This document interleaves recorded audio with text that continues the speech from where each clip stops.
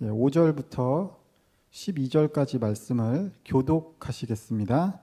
예수께서 그들의 믿음을 보시고 중풍병자에게 이르시되 작은 자야 내 죄 사함을 받았느니라 하시니 이 사람이 어찌 이렇게 말하는가 신성모독이로다. 오직 하나님 한 분 외에는 누가 능히 죄를 사하겠느냐.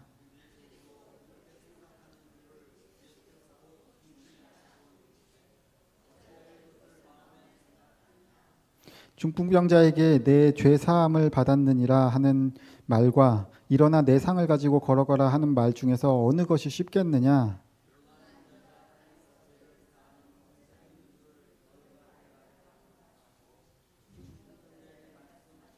내가 내게 이르노니 일어나 내 상을 가지고 집으로 가라 하시니 그가 일어나 곧 상을 가지고 모든 사람 앞에서 나가거늘 그들이 다 놀라 하나님께 영광을 돌리며 이르되 우리가 이런 일을 도무지 보지 못하였다 하더라.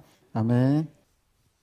실체는 없는데 그 실체의 그림자가 있어요.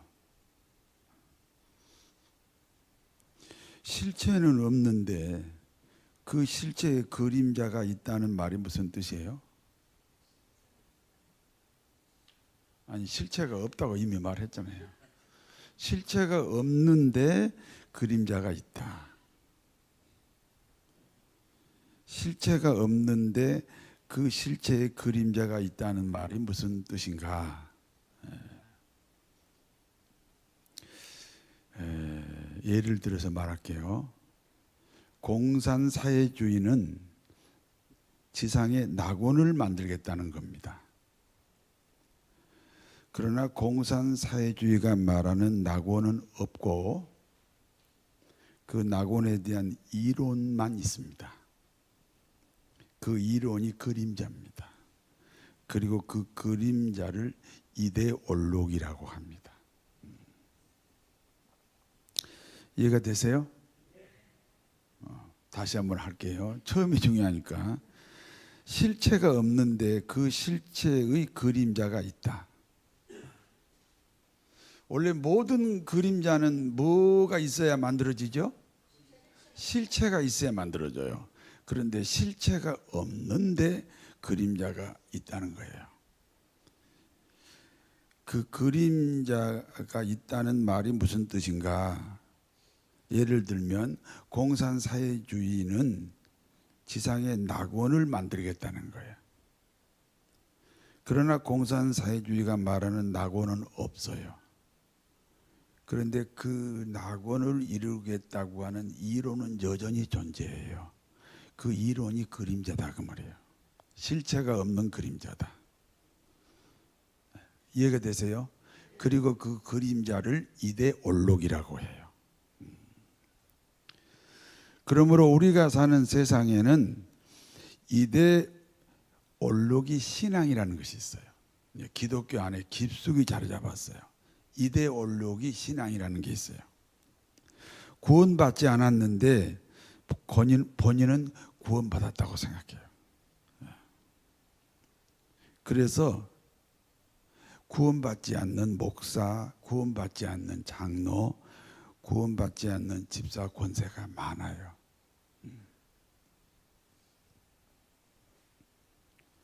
본인들은 지금도 여전히 구원받았다고 생각해요. 그런데 구원이라는 실체가 없어요. 그리고 받았다고 하는 믿음이 있어요. 그림자는 있단 말이에요. 그게 이데올로기예요. 믿음은 없는데 본인은 믿음이 있다고 생각해요.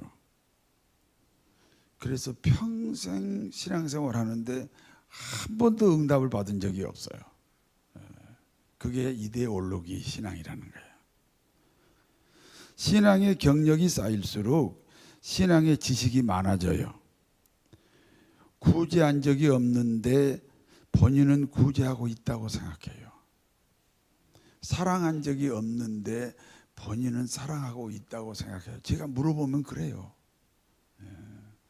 목사가 사랑한 적이 없어 보이고 구제한 적이 없어 보이는데 절대 본인들은 인정하지 않아요. 그러니까 그 사랑, 그 구제가 이데올로기가 된 거예요.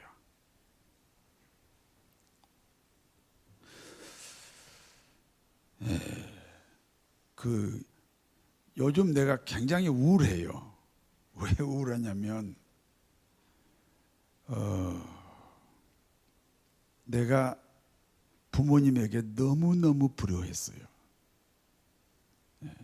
내가 만약에 우리 아버지 어머니의 그 유산을 이어받았으면 저는 아주 큰 부자로 아주 지역에서 아주 어른 노릇하고 살았을 거예요.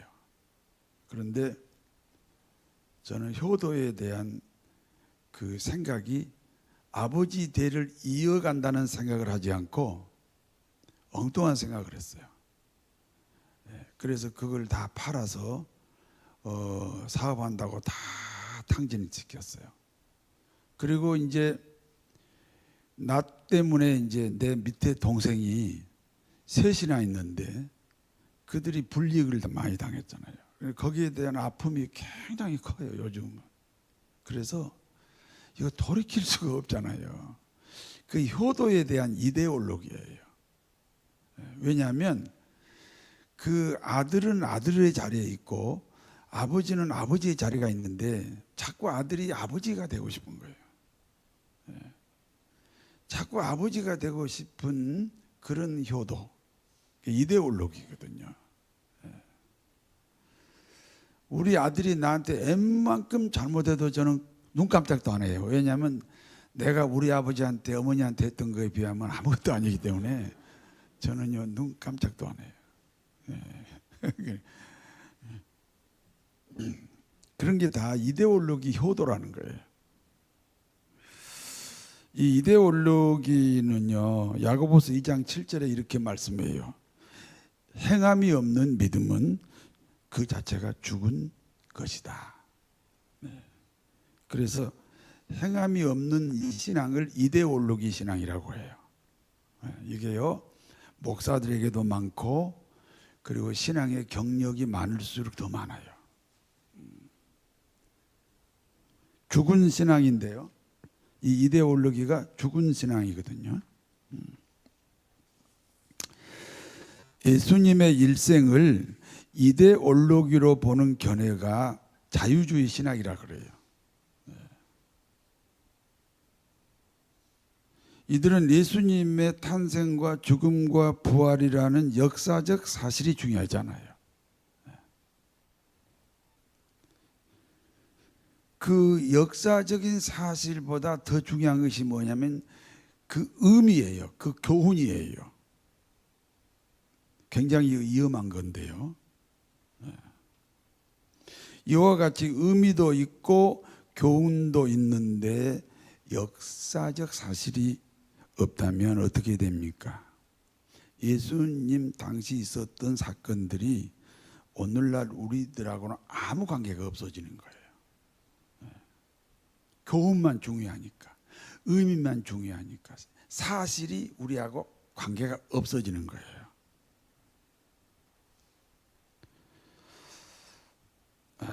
탄생도 없고 십자가도 없고 부활도 없어요. 그러나 기독교 신앙은 절대 이데올로기가 아니에요. 기독교처럼 생겼는데 기독교의 적이에요. 이데올로기가 아니에요. 근데 아마 한국교회 기독교인들 80% 정도는 이데올로기화돼 있어요.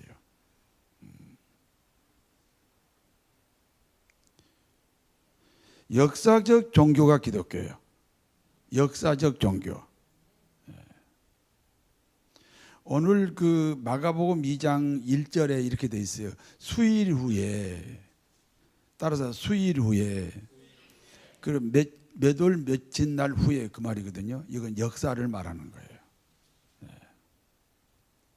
지금은 성경 안 보셔도 돼요. 내가 보라고 할 때가 있어요.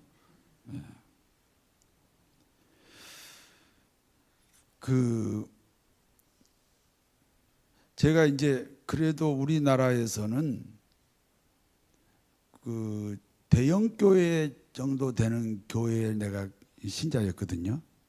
그때는 내가 작은 교회를 굉장히 마음속으로 얕잡아 본 것 같아요.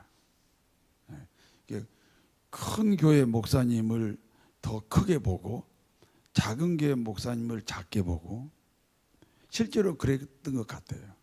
예. 내가 그런 이데올로기만 없었으면요, 굉장히 더 성공한 목회자가 됐을 것이다, 그런 생각을 해요. 예. 그런 것들이 전부 그 실체가 없는데 그림자만 있다는 그 그림자가 가짜잖아요. 실체가 없는데 어떻게 그림자가 있어요? 그런데 그 그림자가 있다고 생각하는 그 이데올로기에 빠져 있는 거죠.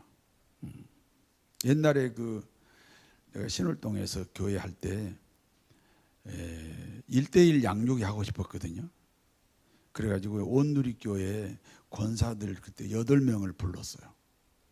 불러가지고 당신들이 이제 1대1 교인들을 1대1 양육을 시켜라. 그런데 이게 12주니까 12주 동안은 우리 교회에서 예배드리고 대예배, 그리고 온누리교회 목사님, 담임 목사님과 나를 똑같은 시각으로 보라고. 그러면은 우리 교회에서 봉사할 수 있다고. 그런데 봉사했겠어요, 안 했겠어요? 절대로 안 하죠. 그게 다 이데올로기예요.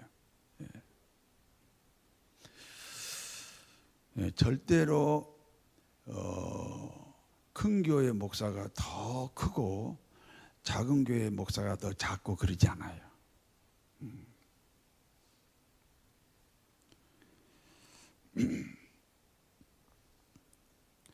여러분,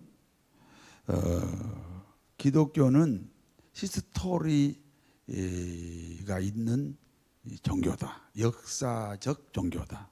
절대 이데올로기가 아니다. 옛날이나 지금이나 시공간을 초월하여 동일하신 하나님이에요. 그러니까 예수님이 일으키셨던 치유와 기적이 오늘 이 시간에도 동일하게 일어난다는 거예요. 나병 환자가 깨끗하게 됐습니다. 중풍병자가 걷고 뛰고 노래합니다. 죽은 나사로와 죽은 나인성의 과부 아들하고 야이로의 딸 다 죽었으나 주님이 살렸습니다. 지금도 살릴 수 있습니다. 기머거리가 듣게 되고 벙어리가 말하게 되고 소경이 눈을 떴어요. 지금도 뜰 수 있어요. 지금도 볼 수 있고 지금도 들을 수 있어요. 이데올로기가 아니에요. 불치의병이라고 말하는 혈류 근원이 말랐어요. 풍랑이 잔잔하게 되었고요. 손 마른 사람이 회복이 되었습니다.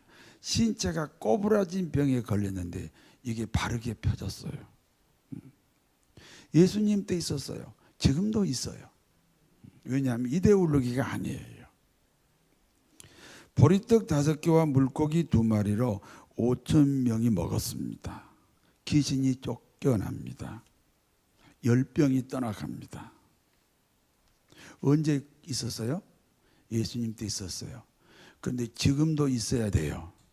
그래야 이데올로기가 아니라는 거예요. 다시 말씀드립니다. 기독교는 이데올로기 종교가 아닌데도 거의 대부분의 기독교인들이 이데올로기의 신앙에 빠져 있다는 거예요.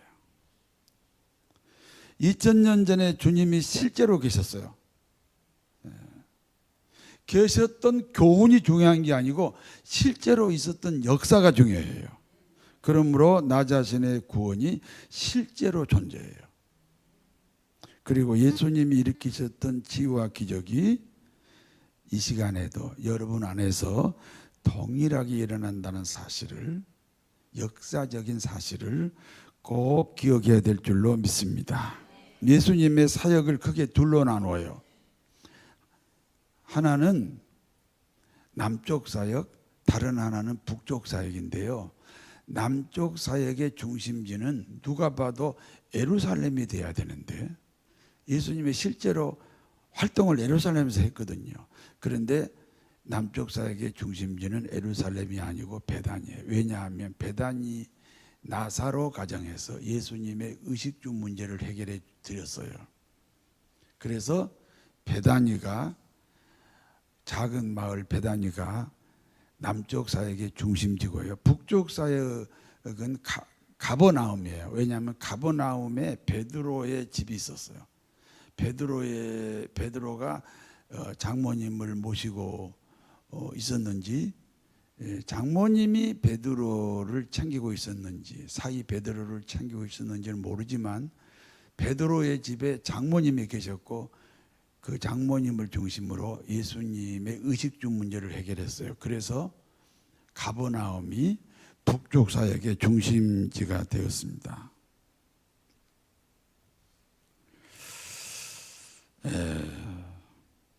여러분 가정이 남쪽의 베다니처럼 북쪽의 가버나움처럼 여러분 가정이 우리 새로운 교회의 중심 축이 되어야 할 줄로 믿습니다.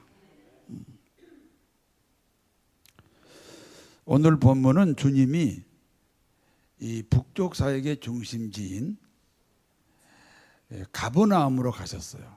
그리고 그 가버나움 베드로 집으로 가셨다는 겁니다. 이데올로기가 아니라고 그랬어요. 실제로 가셨어요. 그리고 주님이 오셨다. 그리고 주님이 베드로의 집에 계신다는 소문이 온 지역에 퍼졌어요. 소문이 퍼졌어요. 수많은 사람들이 모여들었습니다. 그러므로 모인 사람들로 인하여 옴짝달싹을 할 수가 없어요. 들어온 사람은 나갈 수가 없고 나간 사람도 다시 들어올 수가 없어요. 옛날에 우리 기도원 다닐 때요 그랬어요. 명절이 되게 이제 휴가철이잖아요. 그러면 이제 기도원에 가보면요 한 번 들어가면 못 나와요. 화장실에 가야 되니까 나와야 되잖아요. 한 몸부림쳐 가지고 나오잖아요. 다시 못 들어가요. 그러면 유리창에다가 머리만 들이밀고 아멘 아멘 했는데 그런 기도원이 지금 다 폐허가 돼버렸어요. 왜냐 이게요 이데올로기화 됐기 때문에 그래요.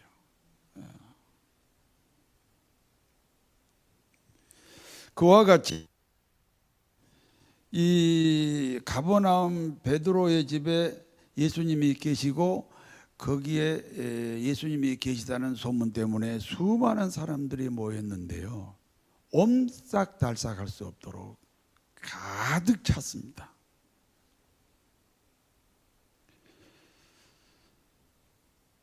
그와 같은 때 그 많은 사람 앞에서 주님이 뭐 하시겠어요? 뭐 하실까요? 말씀 전해요. 주님이 가장 기뻐하는 건지 뭔지 아세요? 다 답을 가르쳐주고 물어보는 거예요. 뭐를 가장 주님이 기뻐하실까요? 말씀 전하는 거예요. 그러면 목사에게 가장 행복한 시간이 뭘까요? 예, 말씀 전하는 거예요. 예. 근데 제가 그 행복한 시간을 잃어버렸잖아요, 지금.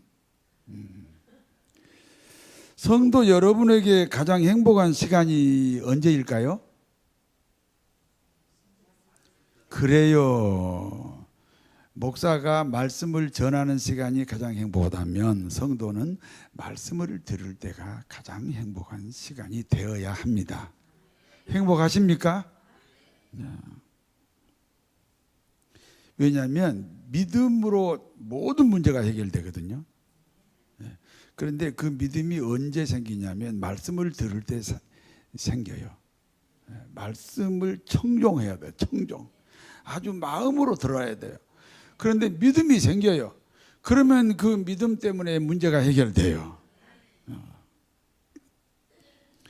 이와 같은 때에 중풍병자 한 사람을 4명의 친구들이 들것에 싣고 주님 찾아왔어요.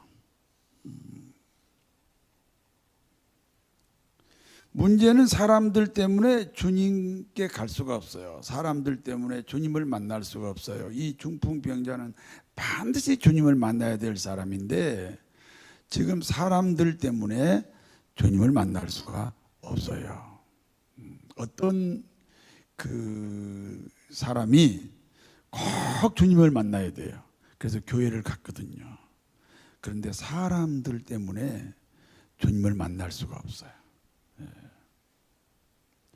주님커녕은요 담임 목사도 만날 수가 없어요. 예약을 한 6개월 전에 해야 돼요. 그래 가지고는 교회 구실이 되겠냐고요. 오늘 예수님이 그 가버나움 베드로의 집에 계신다는 말은 그 가버나움 베드로 집이 교회거든요. 그런데 막상 주님을 만나야 될 사람이 사람 장애물 때문에 만날 수가 없어요. 그런 교회가 지금 한국 교회이기도 해요. 작은 교회는 작다고 안 가고 큰 교회는 주님을 만날 수도 없고, 주님을 만나야 문제를 해결하잖아요. 그래서 이 4명의 친구들이 그 중풍병자를 데리고 지붕으로 올라갔어요. 한번 찾아볼까요? 마가복음 2장 4절. 집에서 안 보니까 여기서라도 좀 볼까요? 4절 찾았어요? 한번 읽어봐요. 시작. 무리들 때문에 예수께 데려갈 수 없으므로 그 계신 곳에 지붕을 뜯어 구멍을 내고 중풍병자의 누운 상을 달아 내리니 그랬어요. 지붕을 뜯었어요. 그리고 거기에 구멍을 내고, 들것이니까 크잖아요. 그 구멍을 내고 그 중풍병자가 누워있는 들것을 주님 앞으로 내리다른 거죠. 주님이 보니까 갑자기 천장에서 웬 환자 한 사람이 들것에 실려서 내려오고 있는 겁니다. 그때 주님이 말씀합니다. 한 번 더 찾아볼까요? 마가복음 2장 5절입니다. 찾았지요? 같이 읽어요. 예수님께서 그들의 믿음을 보시고 이르시되 작은 자야 내 자상을 받았느냐. 거기서 그들의 뭘 보시고? 그래요. 믿음이 생각이 아니라니까. 이데올로기가 아니에요. 믿음을 뭐하고? 보셨다는 거야. 보셨어요.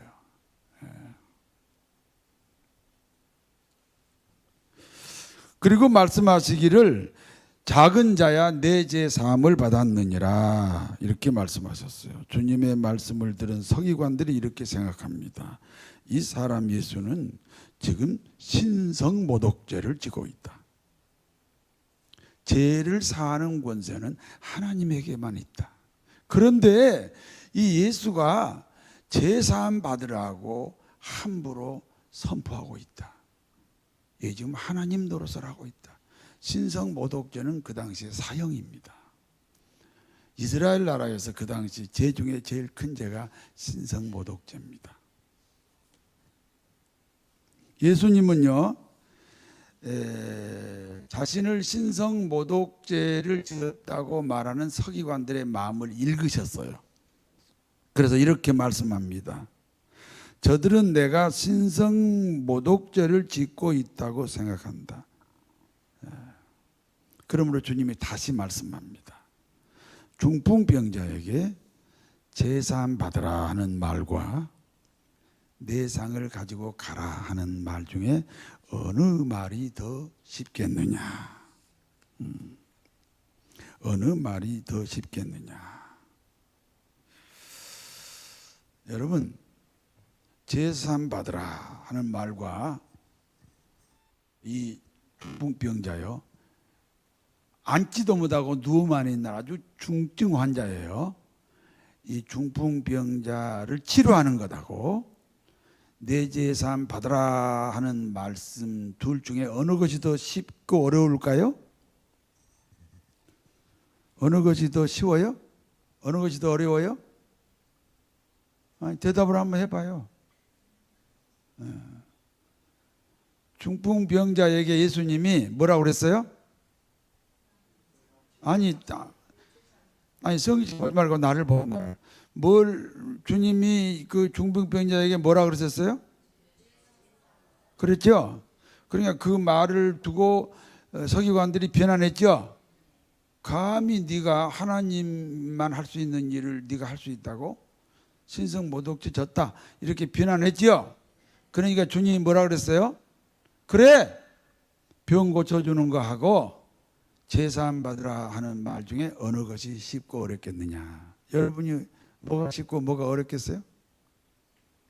말씀해 보세요.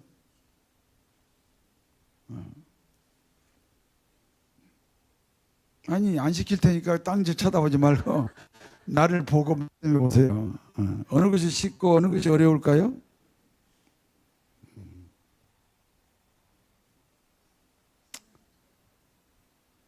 나중에 얘기합시다. 나중에. 그리고 어느 것이 쉽겠느냐 이렇게 말씀하시고, 그러면 답부터 말할게요. 궁금하지 않게. 병 고치는 일은요, 주님이 원래 가지고 있는 은사예요. 은사죠. 그리고 제사함 받으라. 제사함 받으려면 누가 죽어야 돼요?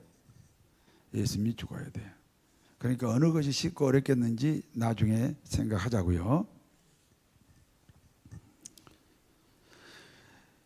어느 것이 쉽겠느냐라고 말씀하신 끝에 이렇게 다시 중풍병자에게 선포합니다. 일어나 내 상을 가지고 가라.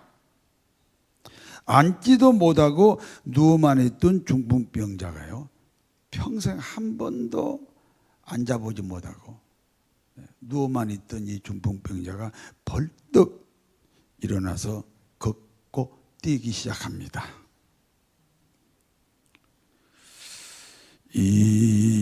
일어나 걸어라, 내가 새 힘을 주리니.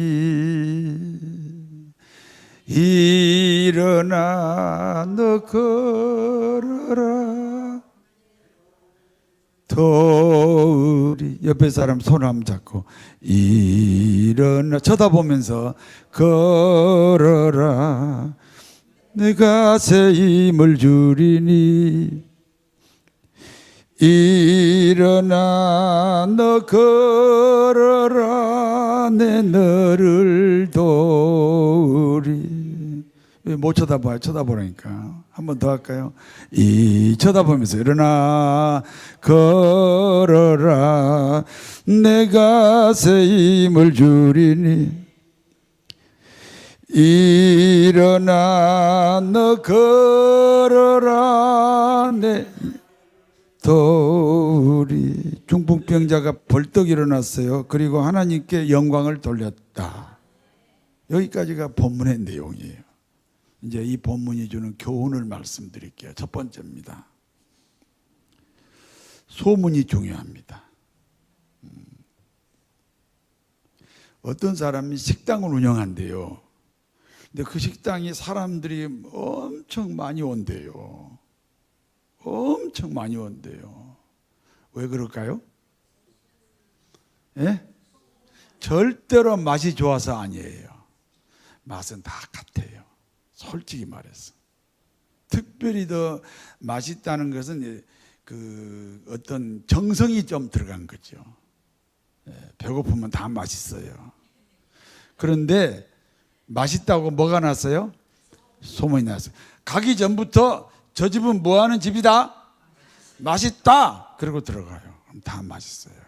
그래서 소문이 중요하기 때문에 그 식당이 잘 되는 거죠. 세상에 식당 하는 사람이 누가 그 다 맛있게 하고 싶지.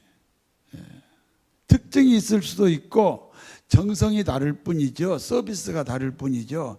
맛은 비슷한데 문제는 그 집에 가기 전부터 맛있는 집이라고 생각하고 가요. 그러니까 맛있는 거예요. 그래서 식당을 한번 해보고 싶으면 뭐가 중요하다?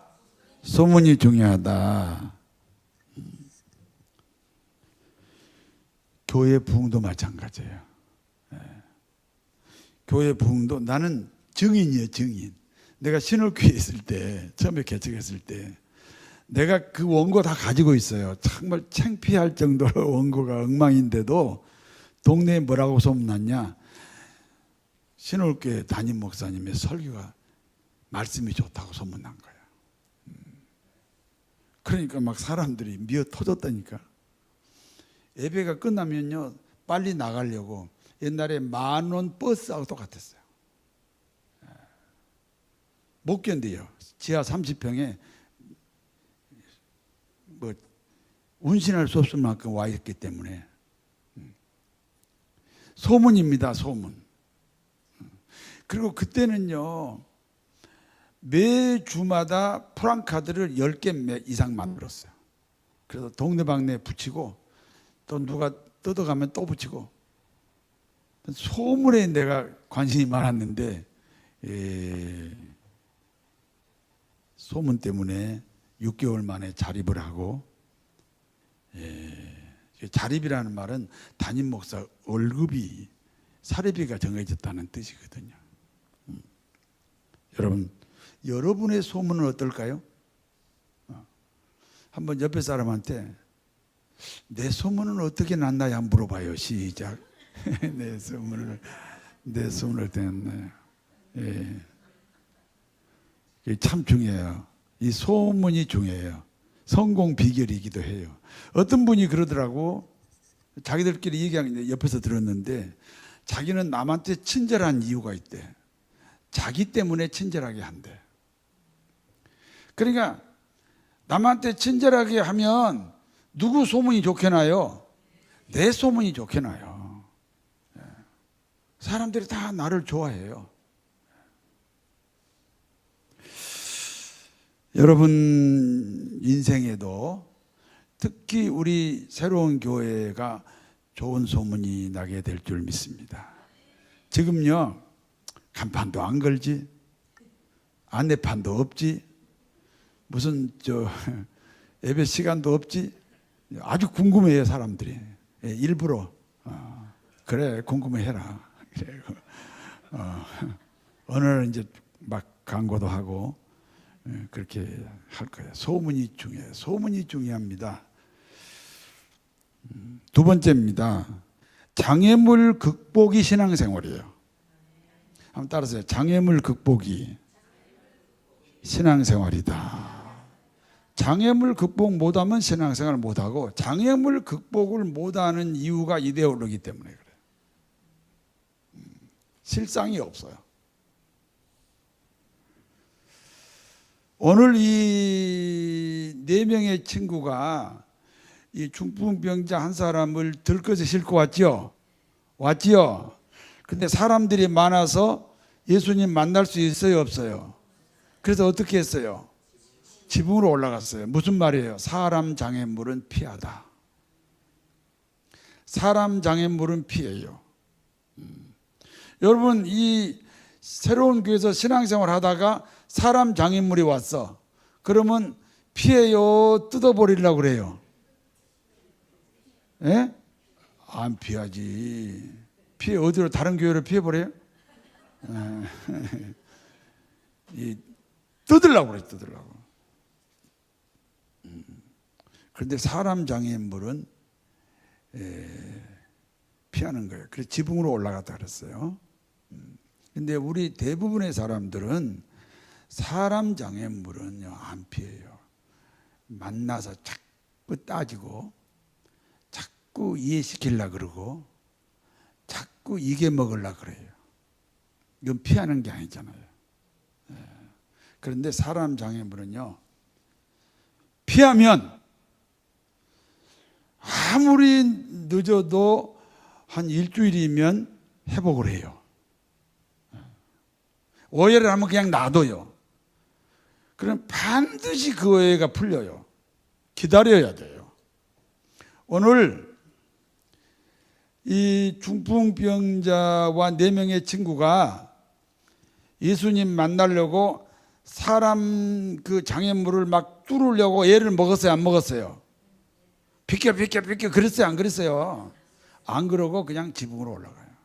따라서 사람 장애물은 피한다. 사람 장애물은 피하는 거예요. 내가 이 설교 시간에 이런 말을 인용해서 좋을지 모르겠지만 어떤 분이 누가 자기를 공격한대, 누가 자기를 비난한대, 누가 자기에게 아주 불명예스럽게 했대. 그러면 그거를 안 받아들인대. 나를 누가 비난했어.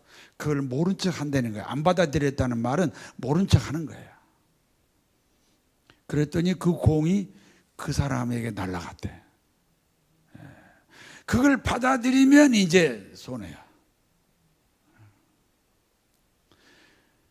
그걸 받아들여 가지고 내 마음속에서 상처가 되면 누구만 손해요? 나만 손해. 안 받아들인대. 마치 배구 선수처럼 저쪽으로 날려버린대 그냥. 그 말을 누가 했냐? 어떤 스님이 했다니까. 내가 이 말을 하고 싶겠냐고.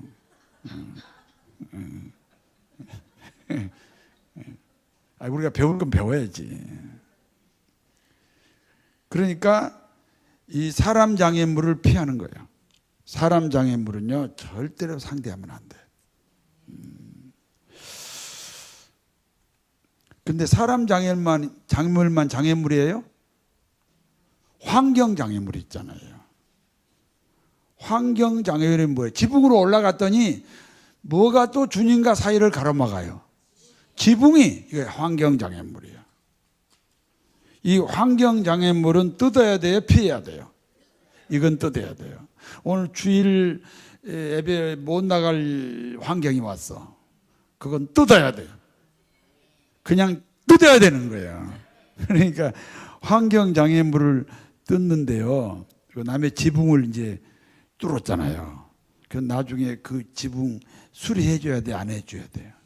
그래서 비용이 들어가요. 환경 장애물을 뜯는 데는 비용이 들어가요. 예를 들어서 가게 문을 닫아야 돼. 오늘 주일이니까 가게 문을 닫아야 돼. 그러면 솔직히 손님을 놓쳐요, 안 놓쳐요? 그러면 손해가 나요, 안 나요? 손해가 나요. 그걸 다른 날 갚아준다 그러지 말고 그냥 손해가 나는 거예요. 네. 환경 장애물을 뜯을 때는 환경 장애물은 피하는 게 아니에요. 그때는 반드시 비용이 나가는데 그 비용까지 감당해야 돼요. 그 다음에 하나님이 축복하는 거예요. 믿습니까? 따라서 사람 장애물은 피한다. 환경 장애물은 뜯어. 크게 뜯어. 이거 쉬운 게 아니라니까. 주일날 손님이 막 밀어닥치는데 가게 문 닫는 게 쉬운 게 아니에요. 여기 박 집사한테 물어볼까? 근데 그거를 뜯어버리는 거예요. 그래서 지붕을 뜯어서 나중에 그 지붕 고쳐주려니까 비용이 많이 들어가요. 그래도 뜯어서 그 들것을 그 중풍병자가 누워있는 들것을 주님 앞으로 내리달았다는 거죠.